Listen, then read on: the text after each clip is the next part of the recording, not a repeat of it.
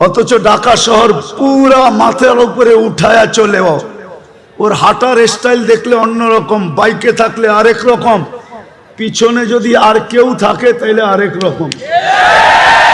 কিন্তু ও কার যৌবন দিয়ে চলে? হ্যাঁ, যৌবনের দাম কত বলেন না? যৌবনের দাম কত? নাইলে যে মডার্ন হারবালকে জিজ্ঞেস করেন, নাইলে কলিকাতা হারবালকে জিজ্ঞেস করেন, চাইনিজ হারবালকে জিজ্ঞাসা করেন। যদি এটাও জিজ্ঞাসা করতে না মনে চায় তাইলে আমেরিকা হারবালকে জিজ্ঞাসা করেন যৌবনের দাম কত। ওইখানে বিক্রি হয় না? না হয় না? হয়, যৌবন বিক্রি হয়, ঠিক না? হুজুররাও কয় বিক্রি হয়। দুরবস্থা হবে না কেন এই উম্মতের?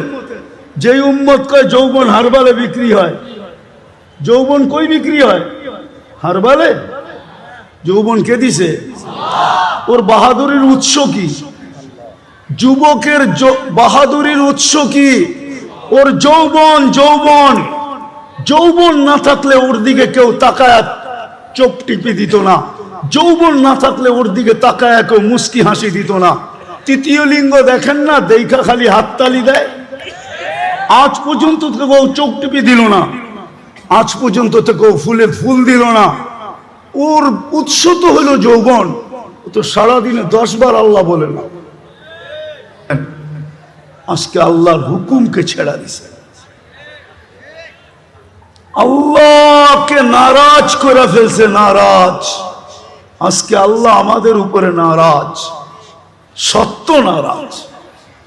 নাইলে আমার বিবেকে আমার কাছে যোগ বিয়োগ মিলে না। কেন ফিলিস্তিনে অন্য দেশে ফাটতো তো আমার মনকে বুঝাইতে পারতাম, কিন্তু ফিলিস্তিন ঘুরে আসার পরে আর আজকের পটভূমি চিত্র আমার কাছে মিলে না। যে মিলবো তো মিলবো কি করে? ওইখানে তো খলিল শোয়া, ওই জমিন, ওইখানে বোম ফাটে কি করে? অথচ সবচেয়ে বেশি আবাবিলের বসবাস হইল ফিলিস্তিনে। সবচেয়ে বেশি দুনিয়ার আবাবিল যেটায় বাস করে ওটা হলো ফিলিস্তিন। হুকুম দেন না কেন? আরেকটা কথা বুঝাইতে চাইতেছি। প্রতিদিন তো 17 বার 32 বার আমরা আবেদন করি আল্লাহর কাছে। প্রতিদিন তো 32 বার আবেদন করি, গায়রিল মাগদুবি আলাইহিম ওয়ালাদ-দাল্লিন। ইমামের মাধ্যমে করি, একা একই করি। যখন ইমামের মাধ্যমে করি, মাঝে মাঝে তো কিছু, আমি কারোর সাথে বিরোধ করতে চাইতেছি না, কিছু মসজিদ তো এরকমও আছে যে আমিন বইলা এত জোরে বলে যে ছাদও উড়া যাওয়ার আশঙ্কা হয়, ঠিক না? কিন্তু আমরা কি বলি? এটা আবেদন তো করি আল্লাহ দুইজনের হাত থেকে আমাদেরকে বাঁচান, কিন্তু ইহুদি নাসারা দুইজনের হাতেই তো আজকে আমরা সবচেয়ে বেশি নির্যাতিত।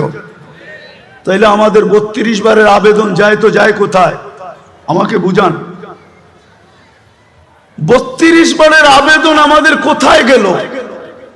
আমরা যে সূরা ফাতিহা পড়লাম আর জোরে আমিন বললাম আর আস্তে বললাম, আমাদের এই বলাটা কোথায় গেল?